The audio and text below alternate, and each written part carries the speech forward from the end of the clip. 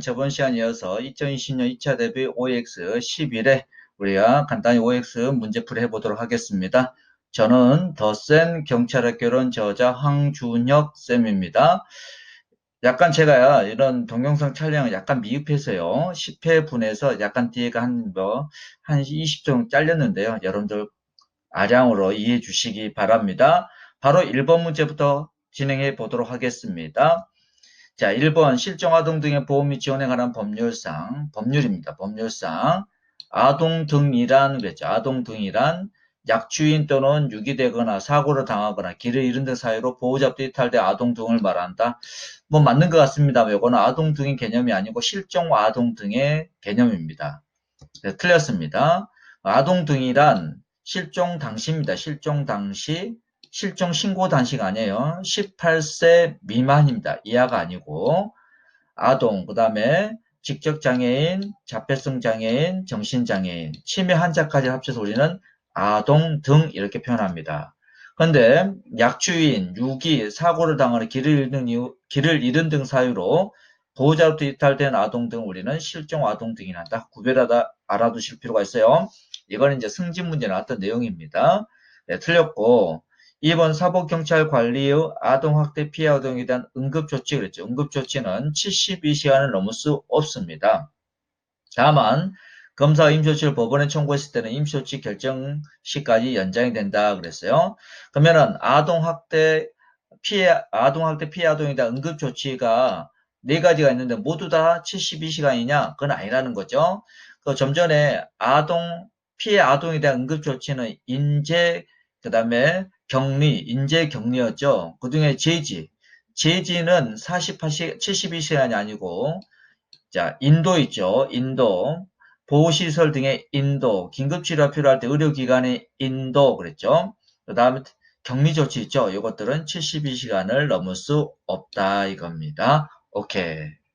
근데 검사가 임시조치를 법원에 청구했을 때는 법원 임시조치 결정시까지 연장된다.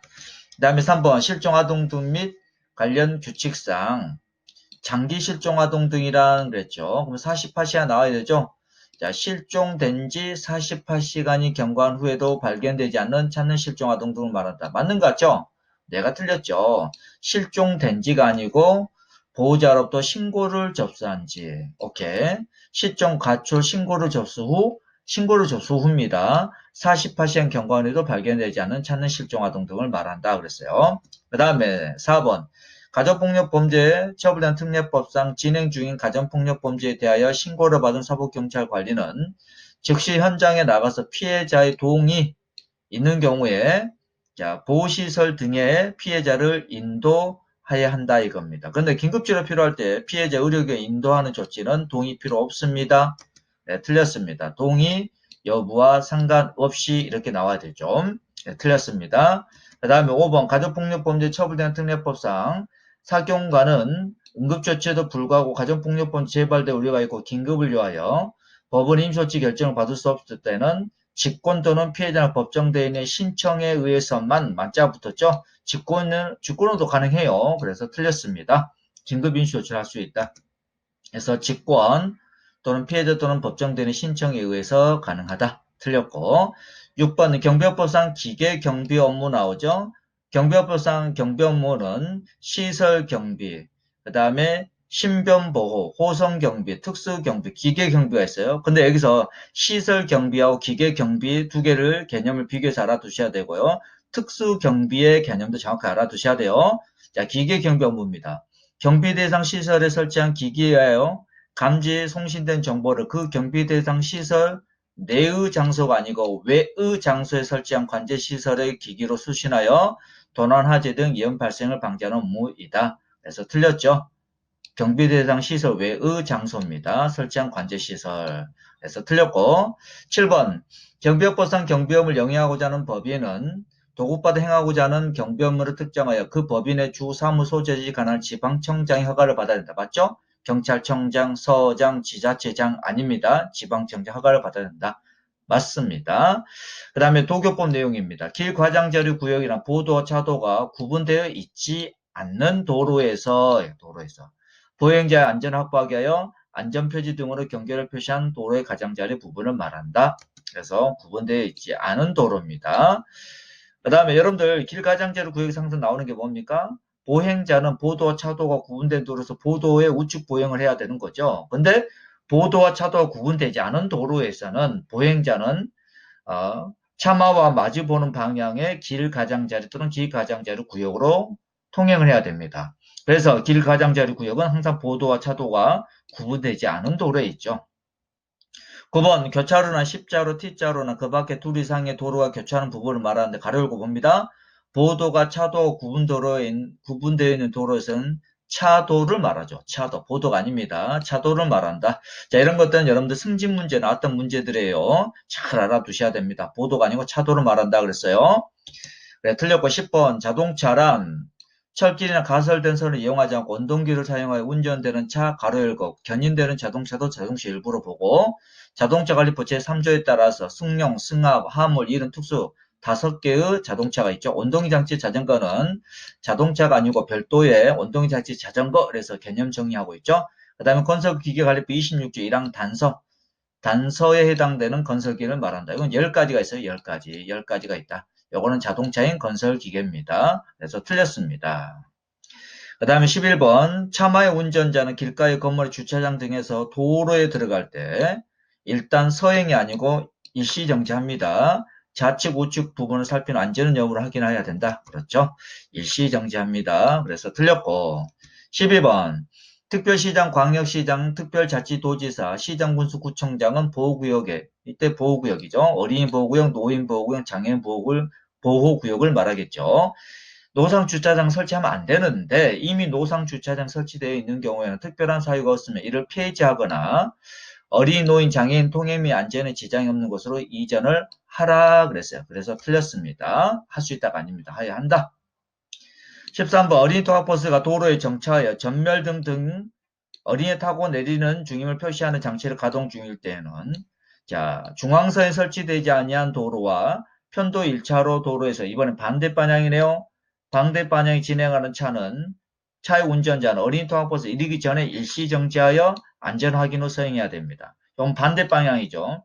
그렇다면 어린이 통학버스와 같은 방향일 때는 어린이 통학버스가 정차하여 전멸등 등 어린이가 타고 내리는 중임을 표시하는 장치를 가동 중일 때 어린이 통학버스 같은 방향의 도로에서 차도에서 운행하는 차는 자 어린이 통학버스와 같은 차로에 있는 자동차 그 다음에 어린이 통학버스와 같은 차로에 있는 자동차 플러스 바로 옆차로에 있는 오케이 차의 운전자는 어린이 통학버스 이르기 전에 일시정지한 겁니다.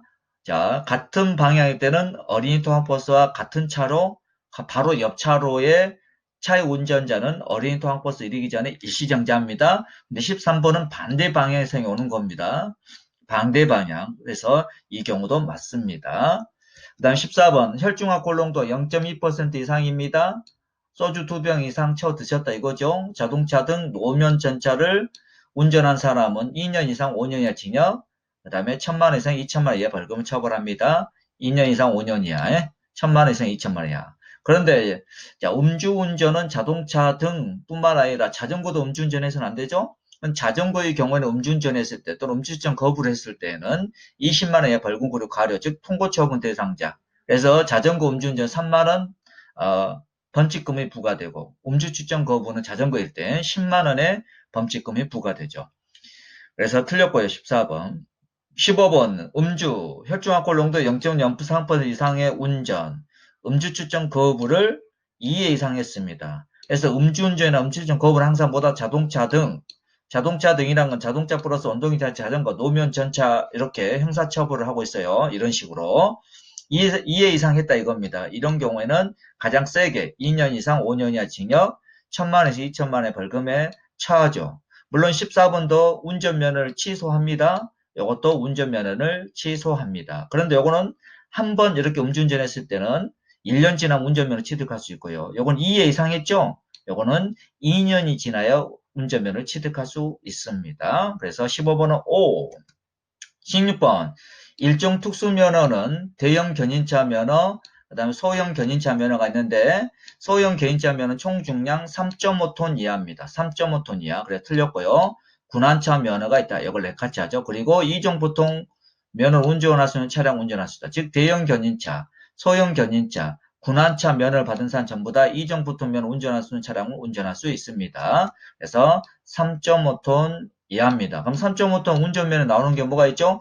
2종 보통 면허로 총 중량 3.5톤 이하의 특수 자동차, 즉 군한차 등은 제외. 왜 제외합니까? 군한차 등 일종 특수 면허를 운전해야 되기 때문에요. 그래서 3.5톤 이하 나오죠. 그때 총 중량 3.5톤 이하의 특수 자동차를 2종 보통 면허로 운전할 수 있죠. 그래서 연간지어서 이것도 3.5톤 이하 총 중량 특수 자동차, 견인 특수 자동차를 소형 견인차 면허로 운전할 수 있다. 그래서 4톤이 아니죠. 그래, 틀렸습니다. 17번 자동차 행식이 변경돼 승차 정원 적재 중량이 증가했습니다. 그러면 변경 전이 승차 정원이나 적재 중량이 적었는데 증가 쪽으로 변경됐다는 거죠. 이런 경우에는 변경 승인 후에 승차 정원 적재 중량을 기준하여 운전면허증을 발급하고 그거 가지고 운전한다 이겁니다. 오케이.